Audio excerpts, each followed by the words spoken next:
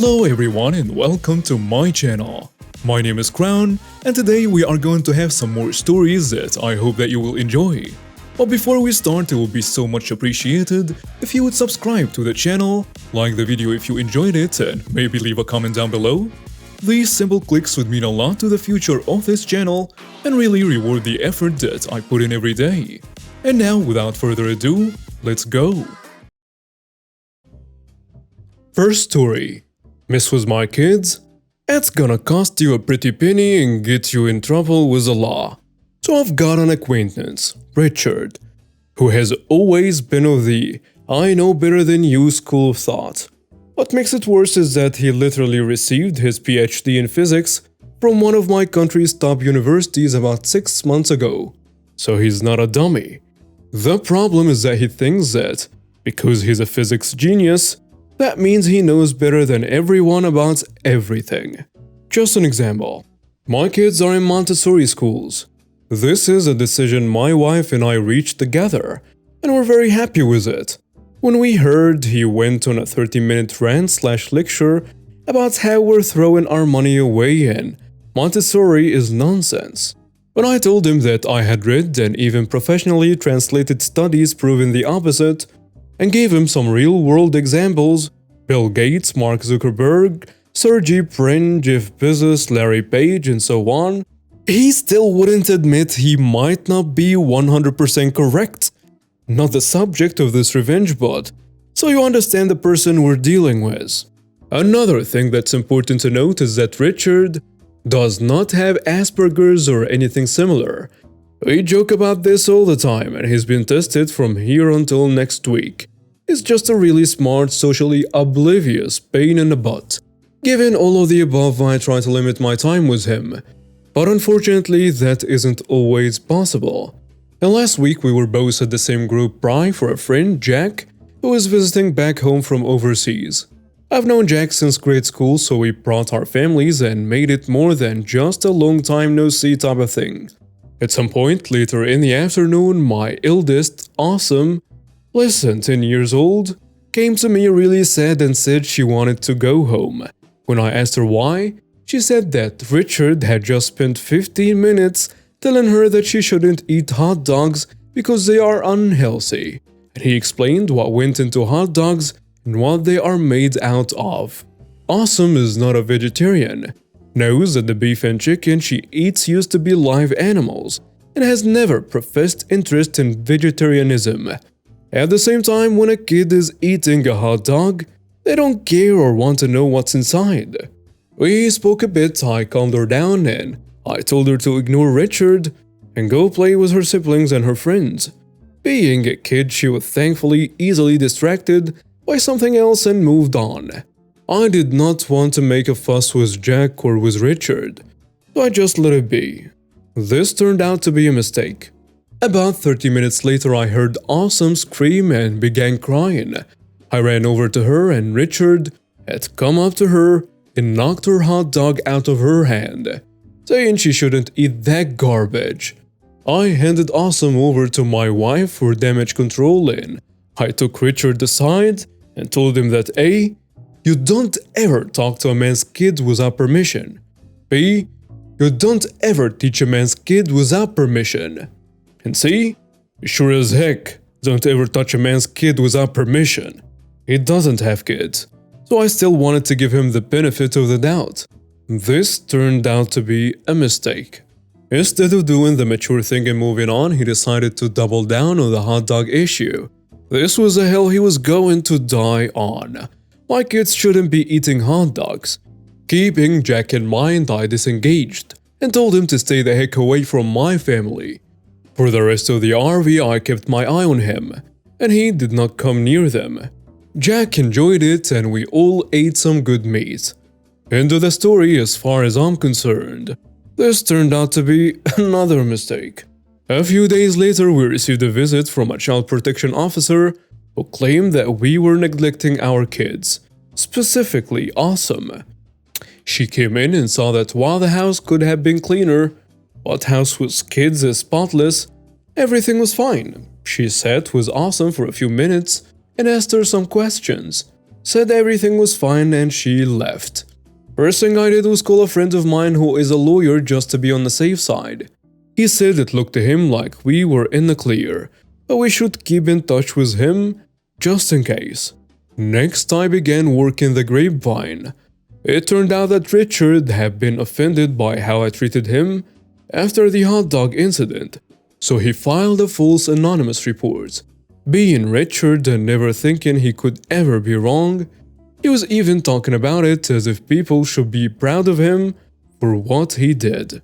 I had to make sure though, so the last thing I did before dropping the hammer on him was confronting him personally. I set my phone to record and went to his house, and he doubled down yet again, saying we were torturing Awesome. He's the one who called protective services on us, and he'd do it again in a heartbeat.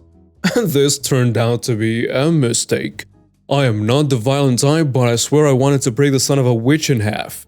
I told him that if he came near myself or anyone in my family again, I'd have a restraining order put on him. And I'd make sure every single one of our shared acquaintances knew why. I listened to the recording in my car and his admission that he filed a false report came out clear as day. I immediately forwarded it to my lawyer, who said he'll have the ball rolling with some friends of his, who is a public prosecutor, to see if we could get Richard in trouble, using his admission. Still waiting on that. The wheels of justice turn slowly sometimes. Then I enacted my actual revenge. See, after he got his PhD, Richard bragged about his new flat he'd been moving into as soon as he sold his current flat.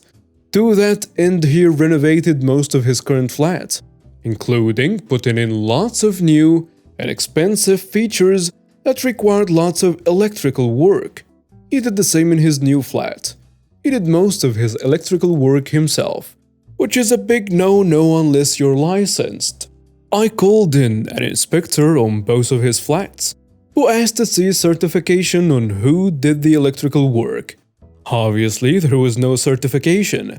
It wouldn't surprise me if Richard, being Richard, he began arguing with the inspector that his work was good enough and he didn't need to pay someone else to do it for him.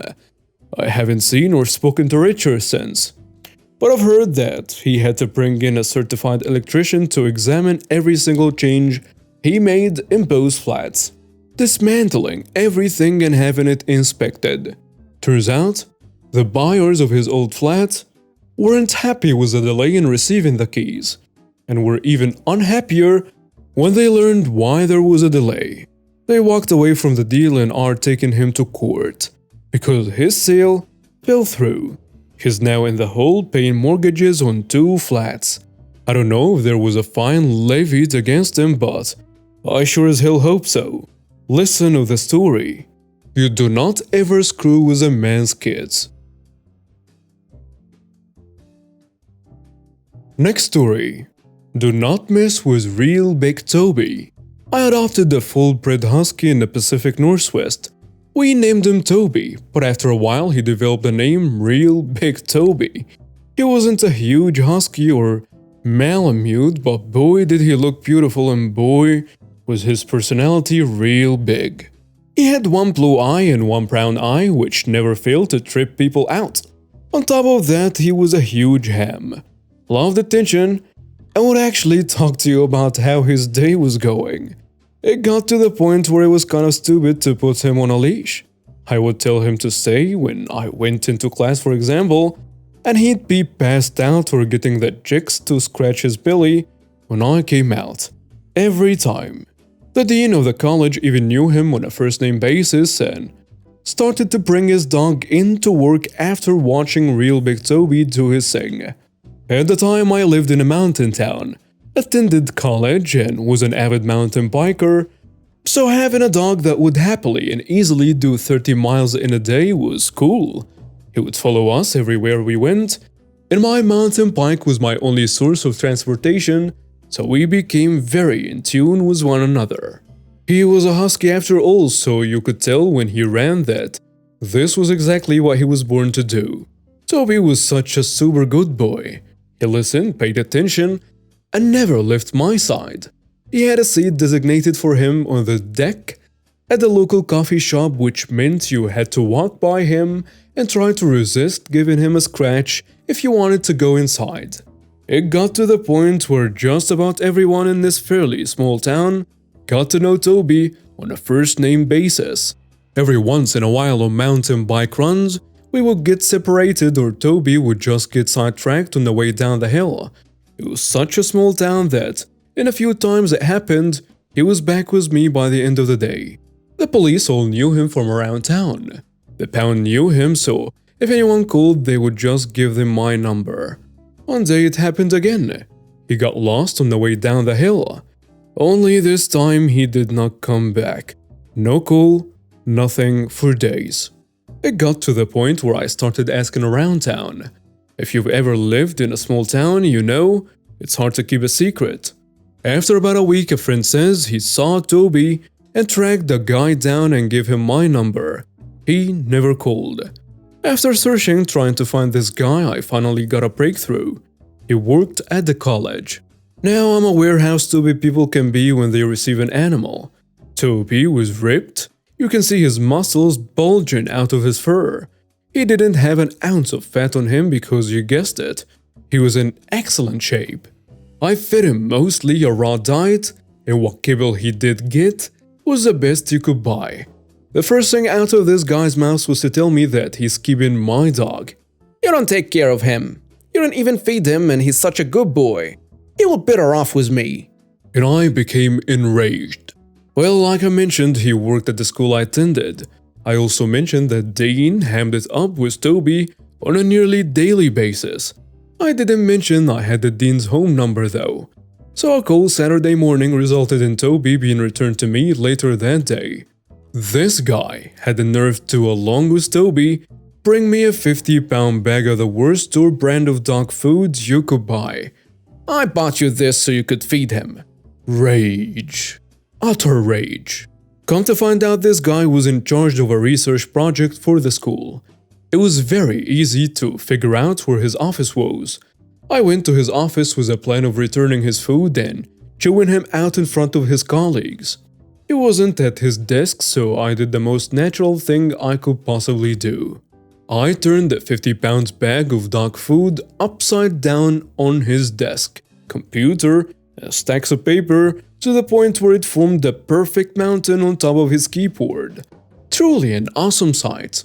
Knowing loose lips sink ships, I did not tell anyone but my close friends. The school brought misconduct charges against me. The hearing was in front of a board of other students and staff, and well, I don't know what happened to the bag of dog food. I was telling the story to a bunch of guys and one of them asked me for the bag. That's the last I saw of it. And all charges were dropped. That jerk that tried to steal real Big Toby had it much worse though. 50 freaking pounds of dog food on top of your research project. And it turns out, doesn't bode well with management. For reasons unknown, 2 days later he was fired from the college. Not only did they fire him, but put a restraining order on him and had to change the locks to the building. Seriously though, do not mess with real Big Toby. Next story. You want me to coerce an inspector after someone else did the work? This happened years ago. I had just started working as an independent electrician, and one day I received a call from a new customer. He was one of those people that flips homes in lower income neighborhoods. I'll call him Todd, but honestly, I've forgotten what his name is. Todd asked me to meet him at a vacant house he recently bought to give him an estimate for a full rewiring job. He was 30 minutes late, so I was already unimpressed with him. Upon entering the house, which was right after a rainstorm had passed through, we found an inch of water covering the hardwood floors. There was water pouring out of small holes in the columns on the front porch. Everything was soaked. And instead of showing me around, Todd called his business partner and brother and spent the next 20 minutes cursing him for not fixing the roof. I'm standing around and listening to his man-baby rage on full display. The whole time I'm thinking there is no way I'm going to work for this guy. His fuse was way too short and his anger was out of hand. I gave him a price, which admittedly was the I don't want to do this job price, and didn't hear back from him until months later. Todd called me later that year and he explained that he had found an electrician from 3 states away and had paid the electrician with ceramic tiles instead of cash. The problem now? Well, he needed an inspection from the city electrical inspector. I agreed to meet the inspector for him, which I would bill him for. I went back to the house about 20 minutes before the inspector showed up and saw numerous issues. When the inspector arrived and walked through together, every issue I saw, the inspector also saw. He pointed them out, and every time I agreed with him that the work was not up to code. This inspector kept looking at me with a puzzled expression. After we did a complete walkthrough, I finally explained to the inspector that I did not do any of the work and was hired to get him to pass the inspection. He asked me if I thought he should, and I told him absolutely not. I got paid for my time, I got paid to repair all the violations, and I formed a strong relationship with that inspector, who was always lenient with me on all of my future jobs. Next story. My HOA will learn that I absolutely live by the letter of the law. My HOA recently changed the rules limiting the amount of vehicles allowed in my driveway. I collect cars, all of which run, drive, and are registered and insured. And my household also has 4 licensed drivers. When I moved in, the rule stated only 1 Class C vehicle allowed per driveway. Well, that was fine by me since Class C vehicles do not exist. Class C vehicles were not defined in the HOA rules either. I assume whoever wrote that rule assumed since they had a Class C license, standard cars and trucks must be Class C. So I moved in and after stuffing 2 cars, 4 motorcycles, and my camper in my garage, I placed 5 vehicles in my driveway. The letters came. I was quickly able to deflate them after asking them for the legal definition of a Class C vehicle. No fines paid. Fast forward about a year and the HOA proposed a rule change, now stating 3 vehicles per driveway maximum. Since 3 is more than 1 and people lack critical thinking skills, it was passed with over 85% support. Fine, 3 vehicles it is. I did some digging and found the street in my HOA were turned over to the city. An effort to avoid having to foot the maintenance bill, I'm sure. And as such, the HOA had no authority to stop people from parking on a public street. So I moved 2 vehicles onto my very narrow street. 1 in front of my house, and 1 directly across the street in front of my neighbor's house. Now the only vehicles that could safely drive past my house were motorcycles, and the one guy was a smart car. It was glorious. My street is a main artery into and out of the neighborhood. Lots of U-turns and backtracking for folks to get home or to work. They are the ones who did the rest of the work for me. Complaints and calls to the HOA president resulted in another rule change vote. Now my driveway is open to any amount of legally registered vehicles. It fits 9. I need more cars. And now we have reached the end of today's stories. Thank you for watching and see you next time.